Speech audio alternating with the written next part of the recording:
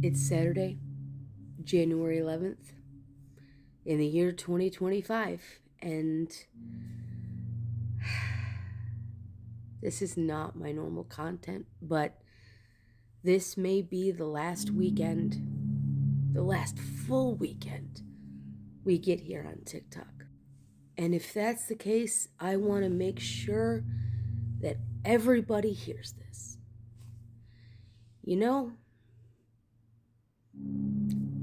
most of us on here started during the pandemic when we were forced to stay home because we didn't know, when we were forced to wear masks and to stay 6 feet apart, and we wanted some outside community in. Those of us who are extroverts, even those of us who are introverts, still crave that side of humanity. And when it all came to a halt, and it wasn't just the United States, it was the world, TikTok became this life. I joined in 2020. I want to say it was like April or May. I honestly don't know. I just know it was the middle of 2020. And I got so entranced with the dancing and everybody. I just thought it was fun. And then slowly but surely, I found my community. And mine just happened to be talking, and namely about politics. But in that time, there are so many things we have seen. We have seen community form. We have seen people who love us, and we have seen people who hate us over and over again. We have seen people be born. We've also seen people die. We've been through people who were going through a divorce and people who were just getting married. We watched women get out of very violent situations and start new. We watched people recover from addiction because they felt heard. We watched people learn from each other. We watched people ask questions that they never would have asked because they wouldn't have known. We have seen influencers and learned how to do makeup and bake and clean and craft and sew. We have seen people start small businesses they didn't think were possible. But one person believed in them, and then another and another and another.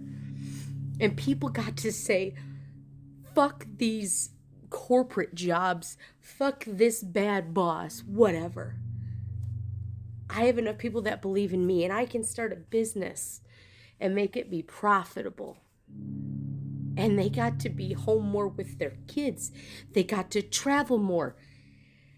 We got to see just Gen Z grow up, and then Gen Alpha, and then we'd see, boomers come on here, and we would see people who were, everybody's grandparents, everybody's aunts.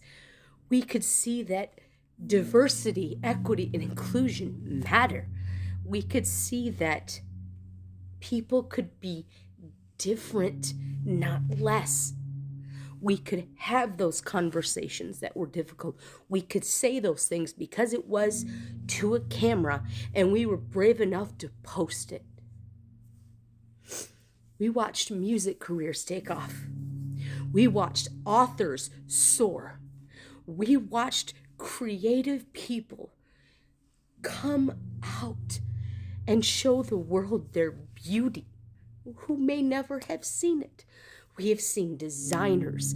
We have seen interior decorators. We have seen home builders. We have seen dads that teach, how to tie a tie, how to change a tire. We have learned English and math and science and history and civics. We have got people to register to vote. We have gotten people to use their voice. We have become so big that our own government is scared of us. And that's wrong. We elect them. They don't elect us. We elected them. And they want to take this voice away from us. And that is bullshit. And they know it. Where do you think your iPhones come from? Where do you think your PlayStations come from? Where do you think your TVs and computers, where do you think they come from? It's not the USA. And why just TikTok? Why not Instagram and Facebook? Why not Zuck? Why not Zuckerberg? Huh? Why not him? Why not Elon? Why not X? Why not ban that? Money, greed, and taking away our voice, no matter what that voice was, makes me angry. Those are my tears. Because I'm angry. But it's also part of grief.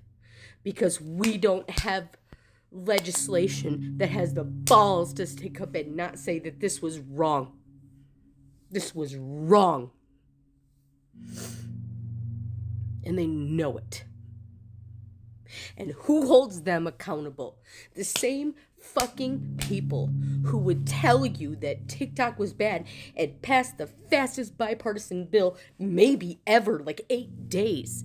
Those same people then went on to get fucking TikTok accounts. I'm looking at you, POTUSes. I am looking at both of you, but I am looking at Trump especially. We were in a pandemic when you left. And now you're back. And what happens now? What happens now? What gets silenced next? Right? You took away Roe because you wanted it left to the states. But what you really meant was keep rolling it back until you keep taking away women's rights.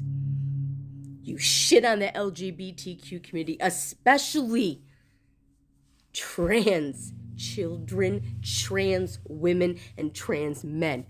Because for whatever fucked up reason, you don't think people deserve to exist.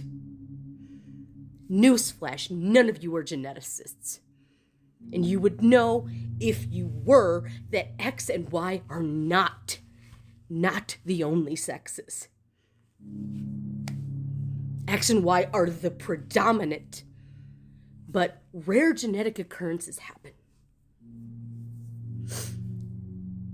I don't want to see this app go away. I don't want to see this app take away my voice, my outlet, my community. People who have fought for me harder than family members ever did. I don't want to lose this part of myself. And if you think me crying on here shows weakness, you're fucking wrong. It shows grief. It shows anger. That I thought speech was free. But no. It comes at a very high cost. And this is going to be the tipping point for a lot of people. A lot of people have done so much more on this app to better humanity. Be it cats and dogs and babies and grandpas. Whatever their niche was. It's their voice. It's our voice. And we deserve to keep that going.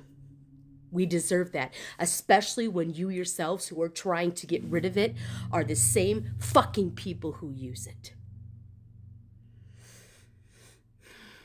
One day you will learn not to fuck with all of the ants in the anthill.